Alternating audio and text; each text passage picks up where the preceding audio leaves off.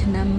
បងប្អូនភ្លោះ3នាក់គេហ្នឹងជាអ្នកសម្ដែងបិទវគ្គសាលាគេនិយាយអាយគេនៅឡាកាន់ដានៅកោះពេជ្រហ្នឹងហើយឆ្នាំហ្នឹងគឺលូស៊ីតួឯកតួសំខាន់ក្នុងរឿងហ្នឹងតែគេនិយាយបារាំងបងប្អូនអើយបើចេះស្ដាប់បារាំងស្ដាប់ទៅធម្មតាកន្លែងទីវាសម្ដែងគេនៅក្នុងសាលាគេហ្នឹងហ្មងណាគេមានរោងសម្រាប់សម្ដែងហើយរឿងហ្នឹងបើតាមខ្ញុំដឹងខ្ញុំអត់ចេះបារាំងទេណាតាមដឹងដូចជាសាលាអីចឹងណាហើយលូស៊ី